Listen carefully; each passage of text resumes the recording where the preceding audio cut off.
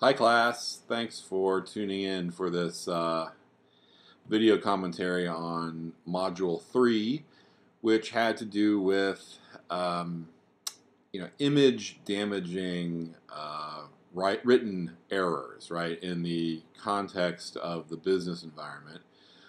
So what I'm going to do is just hopefully not take too long here, about 10 minutes, 5-10 minutes, and cycle through a couple of your responses to that thread.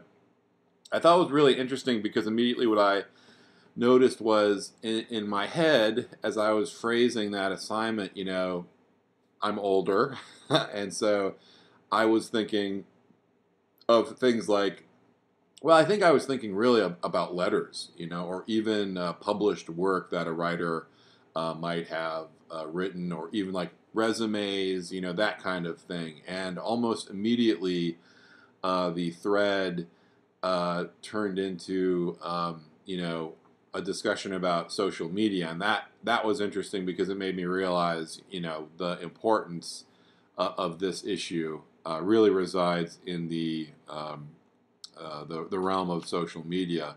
And some of you gave some great examples um, of instances where people misspoke, said something they should not have, and ended up being, punished, I guess, by it. So Mark Miller mentioned Twitter and social media, and the PR director, right, of that company who was going to Africa, and wow, in just one line managed to what make angry two separate groups of people with the AIDS remark, and then a racist remark on top of that. It's just like, wow, double whammy there, double points for that.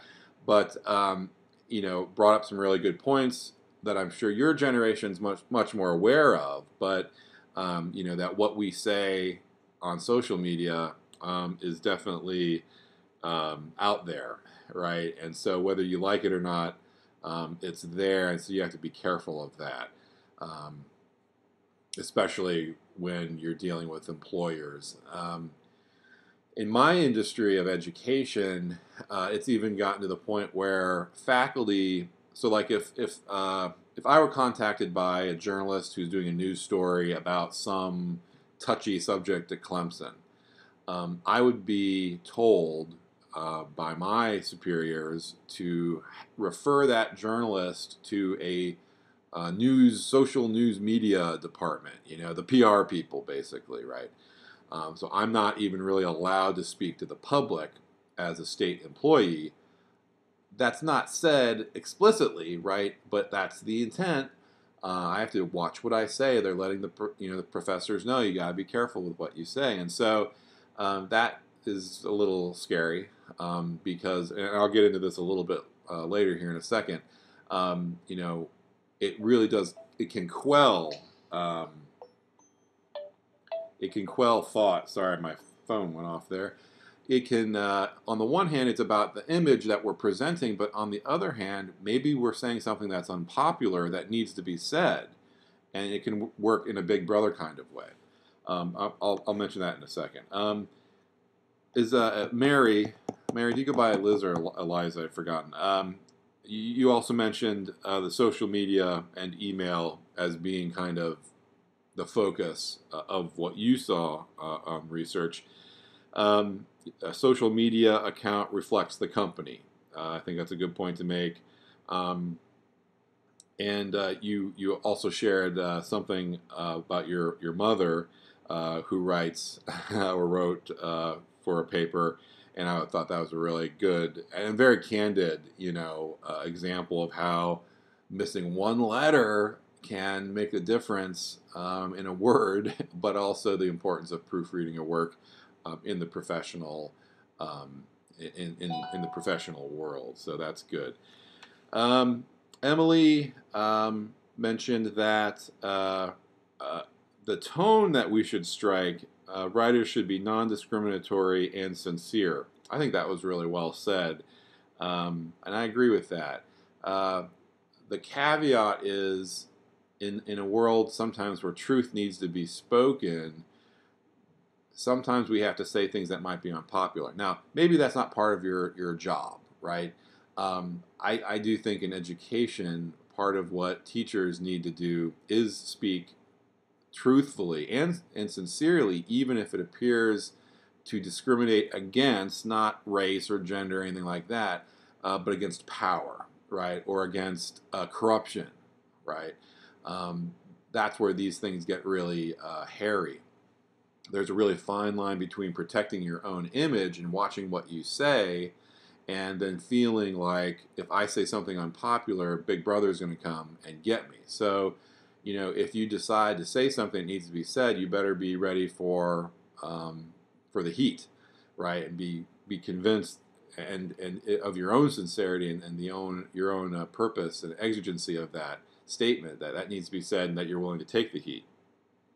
Because again, sometimes I think you have to say things that are unpopular. I think, and I want to make that again with the caveat that for your job, that may not be something you should do. Tara Marie. Oh, I just wanted to mention. I saw your boss said something about spiel, Schpeel. If it makes you feel any better, that's actually misspelled. What your boss is referring to is a German word. Sounding the same, spiel, but it's spelled Spiel. Spiel in German, some of you might know, is a game. And so when we've anglicized that, we mean it to be, whatever deal, whatever thing, whatever thing you're dealing with. That's called the spiel. You got to know the spiel, right? Rebecca did address kind of the old school stuff that I was initially thinking about when I framed the assignment. The importance of resumes.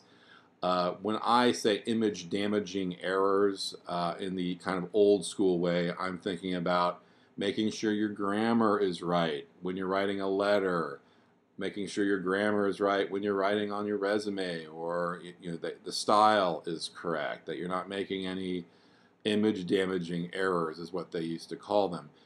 Again, this thread I think is bringing out some interesting aspects of social media applied to image damaging. But originally in a business writing class, when they say image damaging, they're just saying, hey, you misspelled this word that everybody knows and you look like a dummy, because you did that, so don't do that.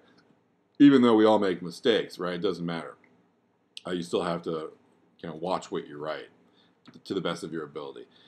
And then Joseph added on a bit about student athletes, and that's also kind of where I wanted to echo my own concerns as a faculty member. It was interesting to hear that they have teams of people monitoring the social media that student athletes are writing, right? To make sure they're not saying anything that's going to get somebody in trouble somewhere or damage the reputation of the school, right? That's what we're worried about here. If the school looks bad, then you can't bring in all your athletes, and if you can't bring any athletes, then your school looks bad, and you might be losing some money too, right? Depending on the sport. So, and here I did want to say, this is more of a academic subject, but sometimes we do have to say things that are unpopular, right? So if I, as a professor, say, there's this administrator at Clemson who's corrupt, I should be able to say that without punitive measures, right? Especially when we're pointing out corruption. But as we know, that is so tricky, and you can get in big trouble, and you can lose your job if you're not doing it the right way or covering your bases. I don't know. So in some ways, Big Brother is watching, right? And sometimes that's good, right? I mean, it's good to not be stupid and insulting with what we say. But it's also unfortunate that can turn into a kind of thought police, right? If you're up with your 1984 Orwell metaphors. And then kind of just to wrap it up with Zach's article about the $213 million comma.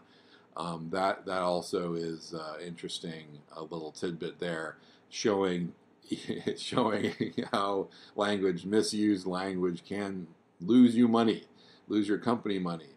And so obviously the argument here is watch your language, in the sense of when you write something, look at it, proofread it, look over it again, look at your profile on LinkedIn, make sure it looks great and that it's written well and not grammatically incorrect, and so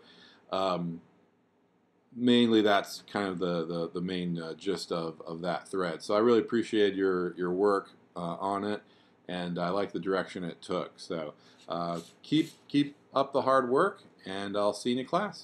Thanks. Bye.